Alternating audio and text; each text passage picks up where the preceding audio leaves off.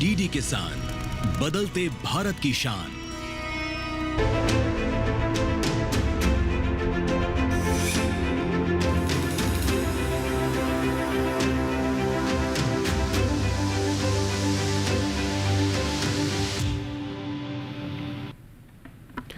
नमस्कार, आप सभी का स्वागत है। मैं हूं आपके साथ राहुल। आप देख रहे हैं दूरदर्शन किसान। हम लेकर हाजिर हैं मौसम खबर। आज के इस मौसम खबर के बुलेटिन में हम जानेंगे कि किस प्रकार रह सकती है तापमान की स्थिति, कहां पर हो सकती है बारिश और कहां पर किस प्रकार का रहेगा पर्यटक स्थलों का हाल। फिलहाल शुरुआत करेंगे 5 बड़ी खबरों के साथ। आपके स्क्रीन पर देखें बड़ी खबर सबसे पहले आ रही है केरल से, जहां कुछ जगह भारी बारिश का ऑरेंज अलर्ट जारी किया गया है। अगली खबर का रुख करेंगे, आगे बढ़ते हैं। कर्नाटक से है, जहां अधिकतर इलाकों में बारिश की संभावना है, कहीं कहीं भारी बारिश के आसार हैं। तीसरी खबर का रुख करते हैं, गोवा से है, जहां कुछ हिस्सों में भारी बरसात का अनुमान है। तो देखा आपने, तीनों ही राज्यों से बारिश से जुड़ी हुई खबरें आ रही हैं। अगली खबर है अंडमान निकोबार से, जहां 40 से 50 किलोमीटर प्रति घंटे की रफ्तार से चलेंगी तेज हवाएं। तो वहां पर आप सतर्क भी रहें। छत्तीसगढ़ में से है अगली खबर, जहां कुछ इलाकों में तेज़ हवाएं चलने का अनुमान है। तो यहां पर भी हवा से जुड़ी हुई जो है बड़ी खबर रही। अब आगे बढ़ते हैं और देखते हैं कि मौसम का अलर्ट क्या कह रहा है। इसको प्रस्तुत करने के लिए आ रही हैं हमारी एआई एंकर। आइए देखते हैं।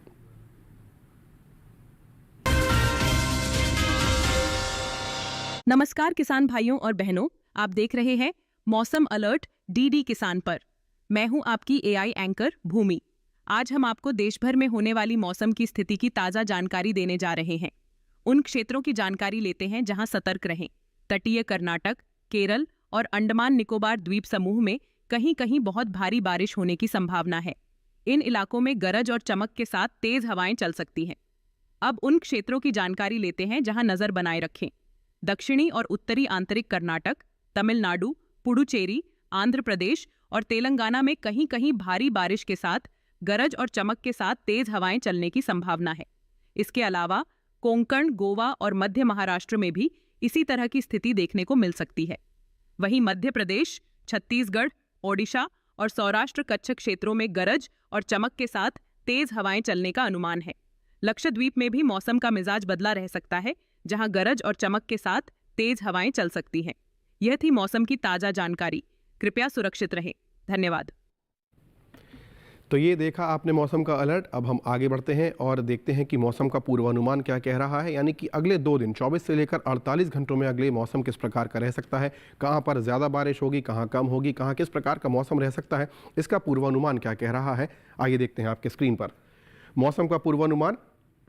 देखें आपके स्क्रीन पर भारत का नक्शा नज़र आ रहा है। सबसे पहले हम उत्तरी राज्यों की बात करते हैं। जम्मू कश्मीर, लेह लद्दाख, हिमाचल, पंजाब, हरियाणा, उत्तर प्रदेश का पूरा हिस्सा, उत्तराखंड, ये वो इलाके हैं, उत्तरी राज्य हैं जहां पर बारिश का फिलहाल कोई भी अनुमान नज़र नहीं आ रहा है। यानी अगले 24 से 48 घंटों में यहाँ पर मौसम साफ़ ही रह सकता है। और जैसा कि आप जानते हैं, चूँकि शरद ऋतु की दस्तक हो चुकी है, तो पारा यहाँ पर गिर सकता है। बहरहाल बारिश का यहाँ पर कोई भी पूर्वानुमान नहीं है। अब हम बात करते हैं ओडिशा की बात करें। उप हिमालय पश्चिम बंगाल, सिक्किम, मेघालय, असम, अरुणाचल, नागालैंड, मणिपुर, त्रिपुरा, मिजोरम, ये वो राज्य हैं जहां पर कहीं कहीं बारिश की संभावना है। जबकि झारखंड, गांगे पश्चिम बंगाल और बिहार में बारिश की कोई भी संभावना नज़र नहीं आ रही है। इस प्रकार का मौसम का पूर्वानुमान है इन नॉर्थ ईस्टर्न राज्यों का, जिसमें बिहार, झारखंड और गांगे पश्चिम बंगाल भी शामिल हैं। इस प्रकार का मौसम का पूर्वानुमान। दक्षिण का रुख करते हैं, जिसमें अंडमान निकोबार भी नज़र आ रहा है, जहां पर अधिकतर जगह बारिश की संभावना है। तमिलनाडु में देखें कहीं कहीं बारिश की संभावना है। जबकि हम बात करें भीतरी कर्नाटक, रायलसीमा, उत्तरी कर्नाटक, तटीय कर्नाटक, केरल और आंध्र प्रदेश की, तो यहाँ पर जो है अधिकतर जगह बारिश की संभावना नज़र आ रही है। जबकि तेलंगाना में अनेक जगह बरसात हो सकती है। मध्य भारत की बात करते हैं। राजस्थान को देखें, जिसमें पूर्वी और पश्चिमी इलाका है, जहाँ पर बारिश की संभावना नहीं है। जबकि कच्छ की बात करें, सौराष्ट्र, गुजरात, मध्य महाराष्ट्र, मराठवाड़ा, पश्चिमी मध्य प्रदेश, पूर्वी मध्य प्रदेश, छत्तीसगढ़ और विदर्भ का इलाका, ये वो इलाके हैं जहां पर कहीं कहीं बारिश की संभावना है, जबकि कोंकण और गोवा में अनेक जगह बरसात हो सकती है। इस प्रकार का मध्य भारत के इन राज्यों का जो है मौसम का पूर्वानुमान है। अगले 24 से 48 घंटों में इस प्रकार का मौसम यहाँ पर रहने वाला है, जो कि बारिश की दृष्टि से हमें इस समय ज्ञात हुआ है मौसम विभाग के द्वारा, जो हम आप तक पहुँचा रहे हैं। केवल राजस्थान के दोनों ही इलाके पूर्वी और पश्चिमी जो है यहाँ पर बारिश की संभावना फिलहाल नज़र नहीं आ रही है। बाकी सभी राज्यों में इस प्रकार का मौसम है। अब देखते हैं कि मौसम की चाल क्या रही है पिछले 24 घंटों की। यदि हम बात करें तो श्रीनगर के इलाकों में, लद्दाख, हिमाचल और उत्तराखंड, ये वो राज्य हैं जहां पर पिछले 24 घंटों में बारिश दर्ज की गई है। इसके अलावा और किसी भी राज्य में इस प्रकार की उत्तरी राज्यों में बहरहाल पिछले 24 घंटों में मौसम की चाल बता रही है कि बारिश नहीं हुई है। केवल हिमाचल, उत्तराखंड, लद्दाख और श्रीनगर के इलाकों में बारिश दर्ज की गई है। पिछले 24 घंटों में मौसम की चाल किस प्रकार की रही है, इसकी हम बात कर रहे हैं। अब बात करते हैं उड़ीसा की, इसके साथ असम, मेघालय, नागालैंड, मणिपुर, त्रिपुरा और मिजोरम है। तो यहाँ पर ये जो मेघ बरसते नज़र आ रहे हैं, ये आपको बता रहे हैं कि हाँ, पिछले 24 घंटों में इन सभी राज्यों में बारिश कहीं ना कहीं इन इलाकों में दर्ज की गई है। दक्षिण का रुख करते हैं। अंडमान निकोबार की बात करें हम, पुडुचेरी की बात करें, तमिलनाडु की, दक्षिणी कर्नाटका, केरल की बात करें, रायलसीमा का इलाका हो, भीतरी कर्नाटका, तेलंगाना और तटीय आंध्र प्रदेश का, तो यहाँ पर भी पिछले 24 घंटों में जो है बारिश दर्ज की गई है। इस प्रकार का यहाँ पर मौसम रहा है। लक्षद्वीप में बादल छाए रहे। मध्य भारत की बात करें हम, यहाँ पर देखें छत्तीसगढ़ में, पूर्वी मध्य प्रदेश में बात करें, पश्चिमी मध्य प्रदेश में भी देखें हम, गुजरात, इसके अलावा मध्य महाराष्ट्र, कोंकण, गोवा, मराठवाड़ा और विदर्भ, तो ये सभी वो इलाके हैं इन राज्यों के जहाँ पर पिछले 24 घंटों में बारिश कहीं ना कहीं किसी न किसी इलाके में दर्ज की गई है।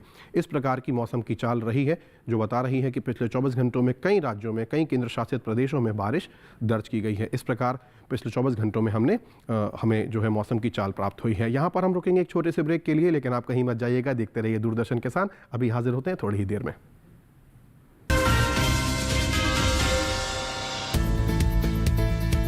किस फसल की क्या है चाल,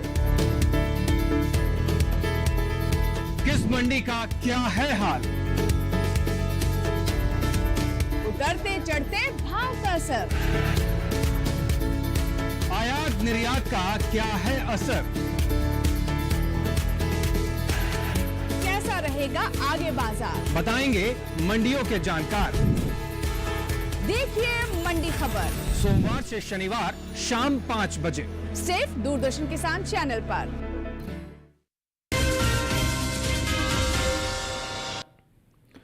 ब्रेक के बाद आप सभी दर्शकों का एक बार पुनः स्वागत है। आगे बढ़ेंगे हम और अब बात करते हैं तापमान की। कहां पर न्यूनतम तापमान रहा, कहां पर अधिकतम तापमान रहा, तो अर्थात जो तापमान का हाल है वो क्या रहा, आइए देखते हैं। आप सभी जानते हैं कि शरद ऋतु आ चुकी है, तो कहीं ना कहीं पारा गिर रहा है, बारिश भी लगातार जारी है। ऐसे में तापमान का हाल क्या है, न्यूनतम तापमान की हम पहले बात करेंगे। सबसे पहले नज़र डालते हैं, आपके सामने हिमाचल प्रदेश नज़र आ रहा है, जहां पर सामान्य की तुलना में 5 डिग्री सेल्सियस ज़्यादा तापमान दर्ज किया गया है। हिमाचल प्रदेश की हम बात कर रहे हैं, यहाँ पर न्यूनतम तापमान की हम बात कर रहे हैं। अब बात करते हैं बिहार की, साथ ही उत्तर प्रदेश का पूर्वी और पश्चिमी इलाका, यहाँ पर जो ये तीनों ही इलाके हैं, यहाँ पर 5 डिग्री सेल्सियस सामान्य की तुलना में ज़्यादा तापमान दर्ज किया गया है। अब आपकी स्क्रीन पर देखें, उप हिमालयी पश्चिम बंगाल और सिक्किम है, असम और मेघालय, यहाँ पर भी जो न्यूनतम तापमान है सामान्य की तुलना में 5 डिग्री सेल्सियस ज़्यादा दर्ज किया गया है। अब देखते हैं आपके स्क्रीन पर, बहुत बड़ा इलाका है मध्य महाराष्ट्र का, पश्चिमी मध्य प्रदेश, पूर्वी मध्य प्रदेश और विदर्भ का, इन सभी जगह 5 डिग्री सेल्सियस तापमान ज़्यादा दर्ज किया गया है, जबकि हम न्यूनतम तापमान की बात कर रहे हैं। अब देखें एक बार, आपकी स्क्रीन पर कच्छ है, सौराष्ट्र है, दमन-दीव, गुजरात और मराठवाड़ा का इलाका, यहाँ पर सामान्य की तुलना में 3 से 5 डिग्री सेल्सियस तक ज़्यादा तापमान दर्ज किया गया है। अब पूर्वी राजस्थान का सीकर शहर नज़र आ रहा है आपके स्क्रीन पर, जहां सबसे कम तापमान दर्ज किया गया है, 12.5 डिग्री सेल्सियस तापमान पिछले 24 घंटों में यहां दर्ज किया गया है। अब बात करते हैं अधिकतम तापमान की। उत्तराखंड, देवभूमि उत्तराखंड में जो अधिकतम तापमान है सामान्य की तुलना में 3 से 5 डिग्री सेल्सियस तक ज़्यादा दर्ज किया गया है। तो हम देख रहे हैं कि तापमान में बढ़ोतरी सभी जगह नज़र आ रही है, चाहे वो न्यूनतम हो या अधिकतम। नागालैंड, मणिपुर, मिजोरम, त्रिपुरा, असम, मेघालय, अरुणाचल और इसके अलावा हम देखें गांगे पश्चिम बंगाल, उप हिमालयी पश्चिम बंगाल और सिक्किम, ये इन सभी राज्यों में जो अधिकतम तापमान है उसमें 3 से 5 डिग्री सेल्सियस तक ज़्यादा तापमान सामान्य की तुलना में दर्ज किया गया है। आप देखते हैं आपके स्क्रीन पर विदर्भ का इलाका है, कच्छ है, सौराष्ट्र है, दमन दीव और कोंकण और गोवा है, तो और तटीय कर्नाटका का भी कुछ हिस्सा है, तो यहाँ पर 3 से 5 डिग्री सेल्सियस तक ज़्यादा तापमान दर्ज किया गया है। अब आपके स्क्रीन पर देखें छत्तीसगढ़ नज़र आ रहा है, जहाँ पर 3 से 5 डिग्री सेल्सियस तक ज़्यादा तापमान दर्ज किया गया है। अब हम देखते हैं झारखंड और बिहार की बात करते हैं। यहाँ पर 1 से 3 डिग्री सेल्सियस तक सामान्य की तुलना में ज़्यादा तापमान दर्ज किया गया है। अधिकतम तापमान में अब हम देखते हैं आपके स्क्रीन पर पश्चिमी राजस्थान का बाड़मेर शहर नज़र आ रहा है, जहाँ पर 37.3 डिग्री सेल्सियस सबसे ज़्यादा तापमान दर्ज किया गया है। यानी कि अधिकतम और न्यूनतम दोनों ही जो शहर हैं वो राजस्थान के ही हैं, दोनों का बस इलाका अलग अलग, एक पूर्वी में है एक पश्चिमी में है। इसके साथ अब हम यहाँ पर एक ग्राफिक के जरिए देख लेते हैं तमाम शहरों के तापमान का हाल, जिसमें अधिकतम और न्यूनतम तापमान शामिल है। आइए देखते हैं।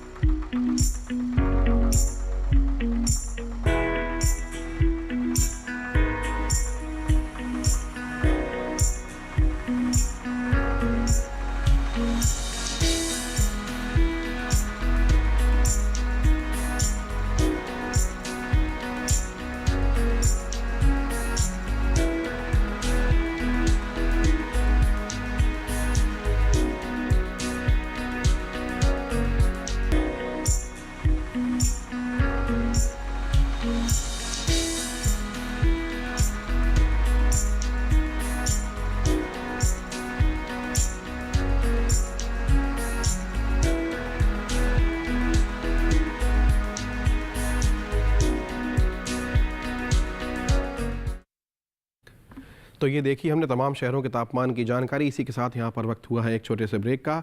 आप कहीं मत जाइएगा, अभी हाजिर होते हैं थोड़ी ही देर में। देखते रहिए दूरदर्शन किसान।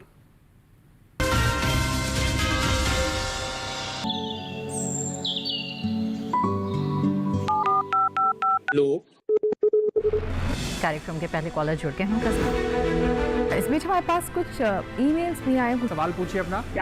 में जो मकान पैदा करेंगे इनमें कौन सी सावधानी बरतनी है? गर्म इलाकों के लिए आप HRM 99 इनसे आप कुछ फल ले सकते हैं। जैस्मीन के पेड़ पे जैस्मिन फल निहाय। उसको पूरी खुली धूप चाहिए। फसल में कीट लगा हो या कोई बीमारी, पशुपालन में हो कोई दिक्कत या चाहिए कोई जानकारी, फोन उठाइए, नंबर मिलाइए और कहें हेलो किसान। सोमवार, बुधवार और शुक्रवार शाम 6 से 7 बजे सिर्फ डीडी किसान पर। ब्रेक के बाद आप सभी दर्शकों का एक बार पुनः स्वागत है। आगे बढ़ेंगे हम और अब बात करते हैं AQI की, अर्थात एयर क्वालिटी इंडेक्स। तमाम शहरों की वायु की गुणवत्ता किस प्रकार की रही है, इसके जो ये AQI है, इसको आपके साथ साझा करने के लिए हमारे AI एंकर भूमि आ रही हैं। आइए सुनते हैं।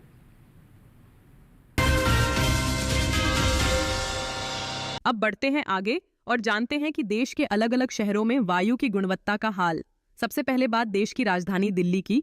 यहाँ वायु गुणवत्ता सूचकांक 311 दर्ज किया गया, जो कि खराब श्रेणी में है। पुणे की वायु गुणवत्ता संतोषजनक रही। यहाँ का वायु गुणवत्ता सूचकांक 82 दर्ज हुआ। मुंबई की बात करें तो यहाँ की वायु गुणवत्ता औसत रही। मुंबई में वायु गुणवत्ता सूचकांक 110 दर्ज हुआ। कोलकाता में वायु गुणवत्ता सूचकांक 129 दर्ज किया गया, जो कि औसत श्रेणी में है। बेंगलुरु में वायु गुणवत्ता सूचकांक 73 दर्ज किया गया, जो संतोषजनक श्रेणी में आता है। लखनऊ में वायु की गुणवत्ता औसत रही। यहाँ वायु गुणवत्ता सूचकांक 185 दर्ज हुआ। पटना में वायु गुणवत्ता सूचकांक 183 रहा, जो कि औसत श्रेणी में है। उधर हैदराबाद में वायु गुणवत्ता सूचकांक 65 रहा, जो कि संतोषजनक श्रेणी में आता है। अहमदाबाद में भी वायु की गुणवत्ता औसत रही। यहाँ वायु गुणवत्ता सूचकांक 125 दर्ज किया गया। कृपया अपनी सेहत का ध्यान रखें। हम फिर मिलेंगे, तब तक के लिए नमस्कार।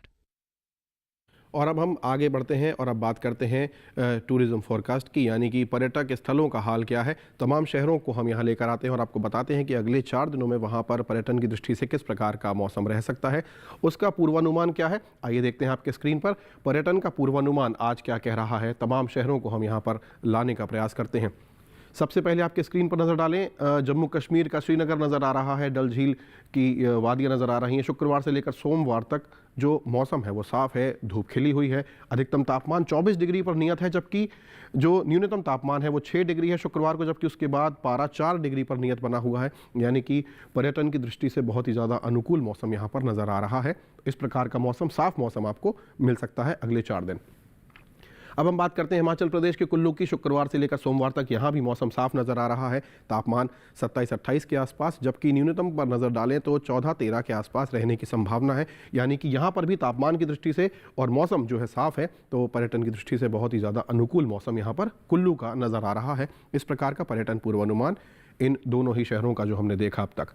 पर्यटन पूर्वानुमान में हम आगे बढ़ते हैं और देखते हैं अगला शहर है देवभूमि उत्तराखंड का मसूरी। शुक्रवार से लेकर सोमवार तक यहाँ भी मौसम साफ है, धूप खिली हुई नज़र आ रही है। अधिकतम तापमान 24 डिग्री पर नियत है, जबकि न्यूनतम तापमान जो है 14 डिग्री पर नियत है। यानी कि 10 डिग्री का फासला अधिकतम और न्यूनतम में। यहाँ पर भी बहुत ज़्यादा अनुकूल मौसम पर्यटन की दृष्टि से, एक पर्यटकों की दृष्टि से देखा जाए तो बहुत ही ज़्यादा पसंदीदा ये सभी पर्यटक स्थल जिनकी हम यहाँ बात कर रहे हैं। अब बात करते हैं उत्तर प्रदेश के वाराणसी की। बाबा विश्वनाथ की नगरी में बादल छाए हुए हैं। शुक्रवार से लेकर सोमवार तक तापमान 32, 31, 33 के आसपास रह सकता है अधिकतम, जबकि न्यूनतम 21, 20 के आसपास रहने की संभावना है। तो पर्यटन की दृष्टि से यहाँ पर भी आपको अनुकूल मौसम नज़र आ सकता है। और इस प्रकार का अगले 4 दिनों का पर्यटन पूर्वानुमान वाराणसी का जो हम देख पा रहे हैं। आगे बढ़ेंगे और अगले शहर का रुख करते हैं। आइए देखते हैं। अब हम बात करते हैं राजस्थान के माउंट आबू की। तो यहाँ पर शुक्रवार और शनिवार को हल्की बदली है, जबकि रविवार और सोमवार को बारिश की संभावना प्रबल नज़र आ रही है। तापमान 30, 29, 24 और सोमवार को 23 डिग्री तक पहुँचने की संभावना है, जबकि न्यूनतम जो है 21 डिग्री पर नियत बना हुआ है। तो इस प्रकार से पर्यटन की दृष्टि से अगले 4 दिन बहुत ही महत्वपूर्ण है और बहुत ज़्यादा आपके लिए जो है अच्छे हो सकते हैं। महाराष्ट्र के महाबलेश्वर की हम बात करते हैं। बदली छाई हुई है, सो शुक्रवार से लेकर सोमवार तक हल्की बदली है। तापमान 22, 23, 24, 22 से 24 के बीच रह सकता है अधिकतम, जबकि न्यूनतम तापमान 16 डिग्री पर नियत बना हुआ है। तो तापमान की दृष्टि से यहाँ पर बहुत ही ज़्यादा अनुकूल मौसम नज़र आ रहा है पर्यटन की दृष्टि से, जो हम देख पा रहे हैं अपने स्क्रीन पर। पर्यटन पूर्वानुमान में हम आगे बढ़ेंगे। महाबलेश्वर की हमने यहाँ बात की। अब आपके स्क्रीन पर देखें, केरल का कोट्टायम शहर नज़र आ रहा है। शुक्रवार से लेकर और सोमवार तक चारों ही दिन तेज़ बारिश की संभावना है। यहाँ पर तापमान जो है 32-33 के आसपास बने रहने की संभावना है, जबकि न्यूनतम तापमान 22-23 के आसपास रह सकता है। इस प्रकार का कोट्टायम का अगले 4 दिनों का पर्यटन पूर्वानुमान। बारिश चारों ही दिन लगातार है, इस बात का आप विशेष ध्यान रखें यदि अगले 4 दिन आपका कोई कार्यक्रम ऐसा है जो कोट्टायम जा रहा है तो। अब हम बात करते हैं पश्चिम बंगाल के दार्जिलिंग की। ये भी एक बहुत ज़्यादा पसंदीदा जो है जगह है सैलानियों के लिए। शुक्रवार से लेकर रविवार तक हल्की बदली है, जबकि सोमवार को मौसम साफ नज़र आ रहा है। तापमान 21, 20, 19 के आसपास रह सकता है अधिकतम, जबकि न्यूनतम बहुत ही सुहावना मौसम 12-11 तक तापमान यहाँ पर जा सकता है। तो इस प्रकार का दार्जिलिंग का पर्यटन पूर्वानुमान अगले 4 दिनों का जो हमारी स्क्रीन पर इस समय नज़र आ रहा है। अब देखते हैं सिक्किम के गंगटोक की बात करते हैं। शुक्रवार को मौसम साफ है, जबकि शनिवार से लेकर सोमवार तक लगातार तेज़ बारिश की संभावना नज़र आ रही है। तापमान 24, 23 और 22 तक भी पारा जा सकता है, जबकि न्यूनतम पर नज़र डालें तो 14-15 तक रह सकता है। इस प्रकार का पर्यटन पूर्वानुमान है गंगटोक का, जो कि अगले 4 दिनों तक रह सकता है। तो यहाँ पर भी पर्यटन की दृष्टि से बहुत ही ज़्यादा अनुकूल मौसम है, लेकिन अगले 4 में से 3 दिन बारिश की संभावना है। तो ये जाना हमने पर्यटन का पूर्वानुमान। और अब आपको बता देते हैं कि आज की खेती किसानी की रिपोर्ट क्या कह रही है। इसको आपके साथ साझा करने के लिए आ रहे हैं हमारे एआई एंकर क्रिश।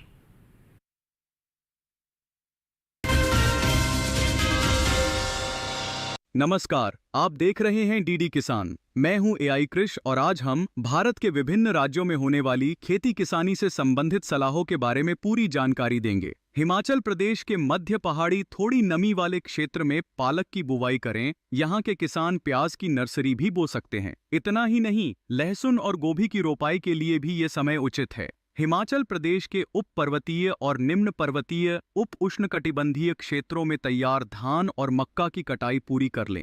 ऊंचे पहाड़ी इलाकों में तैयार खीरा, करेला, लौकी और कद्दू की तुड़ाई करते रहें। अनुकूल नमी वाली मिट्टी में लहसुन की रोपाई और मटर की बुवाई का काम करें। पश्चिमी हरियाणा में तैयार धान, बाजरा और ग्वार की कटाई करें। यहाँ के किसान कपास की चुनाई का काम करें। पश्चिमी हरियाणा में सरसों की बुवाई कर सकते हैं। पूर्वी हरियाणा के किसान भी कपास की चुनाई और धान की कटाई समय पर कर लें। पूर्वी हरियाणा में गाजर और सरसों बो सकते हैं। दिल्ली के आसपास के इलाकों में अगेती सरसों की बुवाई करें। यहाँ के किसान मटर, गाजर, मूली, पालक और धनिया भी बो सकते हैं। टमाटर, फूल गोभी, पत्ता गोभी और ब्रोकली के स्वस्थ पौधों की रोपाई करें। जम्मू कश्मीर की बात करें तो यहाँ के उप उष्णकटिबंधीय क्षेत्र में जल्दी तैयार होने वाली धान और मूंग की कटाई जारी रखें। यहाँ के किसान अगेती सरसों की बुवाई करें। फूल गोभी, पत्ता गोभी, गांठ गोभी और ब्रोकली की रोपाई कर सकते हैं। जम्मू कश्मीर के मध्य हिस्सों में सरसों की बुवाई करें। यहाँ के किसान प्याज की नर्सरी बोएं। इतना ही नहीं, जम्मू कश्मीर के मध्य इलाकों में पालक, मेथी, धनिया और अन्य पत्ते वाली सब्जियों की बुवाई का काम करें। घाटी के समशीतोष्ण इलाके में गेहूं, मसूर और काली सरसों की बुवाई के लिए खेत तैयार करें। इसी तरह कृषि और किसानों से जुड़ी हर महत्वपूर्ण जानकारी के लिए हमारे साथ जुड़े रहिए और देखते रहिए डीडी किसान। धन्यवाद। और बुलेटिन में अब हम बात करते हैं आज की फसल की, जिसमें हम आपके लिए लेकर आए हैं धनिये की फसल। आप सभी जानते हैं कि धनिये का दो प्रकार से प्रयोग होता है, एक मसाले के रूप में और एक धनिया पत्ती के रूप में। इसको यदि हम बीज के रूप में प्राप्त करना चाहें तो रबी फसल में हम इसे उगा सकते हैं, और पत्ती के रूप में इसका उपयोग हम वर्ष भर कर सकते हैं, और इसकी खेती भी पूरे वर्ष के दौरान की जा सकती है। इस पर हमारी आज की ये विशेष रिपोर्ट है, आइए देखते हैं।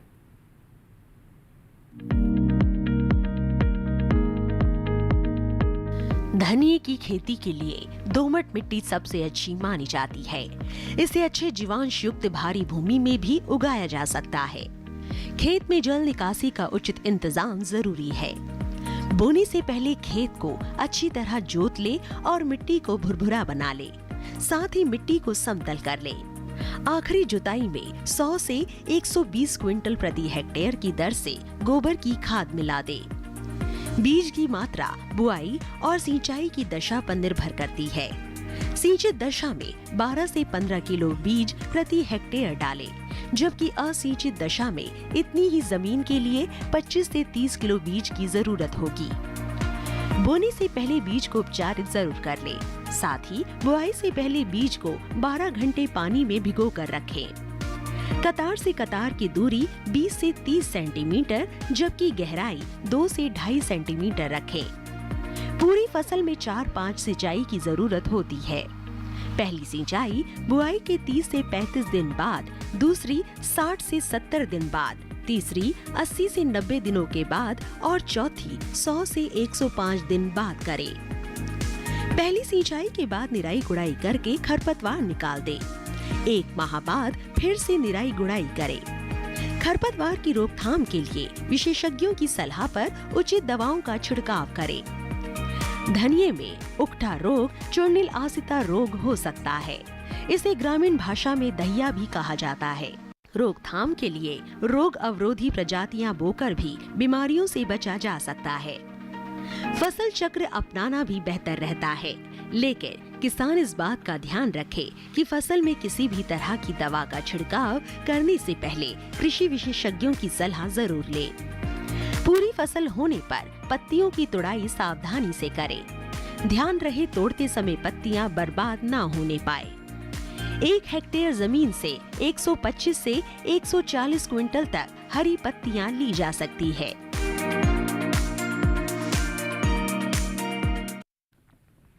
इसी के साथ हमारा ये जो कार्यक्रम है ये समाप्ति की ओर है। आज का हमारा ये जो पूरा बुलेटिन है, इसमें हमने जिन भी मुद्दों पर आज चर्चा की है उसका पूरा सार, आज का ये पूरा कार्यक्रम आप YouTube पर भी देख सकते हैं। हमारा वहाँ चैनल आपको मिलेगा, डीडी किसान चैनल। आपके स्क्रीन पर इस समय एक QR कोड नज़र आ रहा है, इसे आप सरलता से स्कैन करें और आज का ये पूरा कार्यक्रम आप YouTube पर डीडी किसान चैनल पर भी देख सकते हैं।